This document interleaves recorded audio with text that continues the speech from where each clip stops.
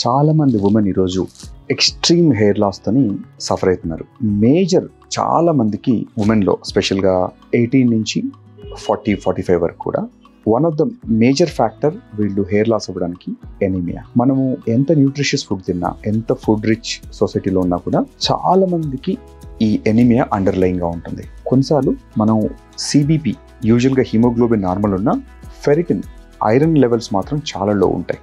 So first thing కనుక మీరు severe hair లాస్తో బాధపడుతుంటే, వేరే జనరల్ హెల్త్ కనుక నార్మల్గా ఉంటే, కొద్దిగా వీక్నెస్ కానీ, తర్వాత టైర్డ్నెస్ కానీ, మజిల్ వీక్నెస్, ఫెటీగ్ రావడము, ఇలాంటి కనుక కండిషన్స్ కనుకుంటే, ఆర్ ఎగ్జర్షన్, మనం ఏదైనా వాక్ చేయగానే ఎగ్జర్షన్ వస్తుంది, కొంచెం అలసట వస్తుందంటే మాత్రం ఖచ్చితంగా ఒకసారి ఈ సిబిపి ఒకటి, serum ferritin level, iron levels ఒకటి ఖచ్చితంగా చెక్ చేసుకోండి.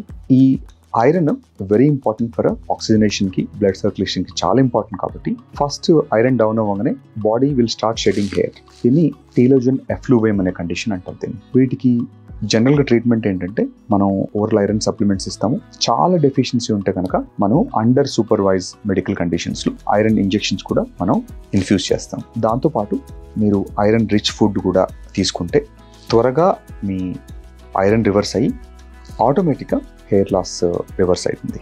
వీళ్ళల్లో ఎప్పుడైతే ఐరన్ కనుక బాగా లాస్ ఉంటే, మీరు ఫస్ట్ ఐరన్ కరెక్షన్ చేసుకున్న తర్వాత మాత్రమే మీరు హెయిర్ లాస్ ట్రీట్మెంట్స్కి వెళ్ళండి. అంటే పిఆర్పి అలాంటివి అడుగుతారు కొంతమంది, పిఆర్పి చేసుకోవచ్చా, లేదంటే హెయిర్ రీగ్రోత్ ట్రీట్మెంట్స్ చేసుకోవచ్చా అంటే, మనకు కనుక iron serum ferritin normal level వచ్చిన తర్వాతనే మనం చేసే ట్రీట్మెంట్స్కి రెస్పాన్స్ బాగా ఉంటుంది. చాలామంది ఉమెన్ బాధపడే ప్రాబ్లం కాబట్టి, మీరు కనుక ఎక్స్ట్రీమ్ హెయిర్ లాస్తో బాధపడుతుంటే ఒకసారి ఐరన్ లెవెల్ చెక్ చేసుకోండి. ఓరల్ ఐరన్ సప్లిమెంట్స్ మీ నియరెస్ట్ డాక్టర్తో కానీ, గైనకాలజిస్ట్తో కానీ ప్రిస్క్రైబ్ చేయించుకొని వాడిన తర్వాత తగ్గపోతే మాత్రం ఒకసారి యూ కెన్ ఆల్వేస్ కాంటాక్ట్ టీడిఫెన్ కస్టమర్ కేర్ కానీ, నియరెస్ట్ మీ ట్రైకాలజిస్ట్ కానీ కన్సల్ట్ చేస్తే మీ ఫర్దర్ హెయిర్ రీగ్రోత్ ఎలా ఉండొచ్చు, దాన్ని మనం ఎలా ట్రీట్మెంట్స్ షెడ్యూల్ చేసుకోవచ్చు. కరెక్ట్ ట్రీట్మెంట్ కనుక రైట్ టైంలో తీసుకుంటే ఆల్మోస్ట్ 70-80% హెయిర్ని మనం రీగ్రోత్ చేసుకోవచ్చు.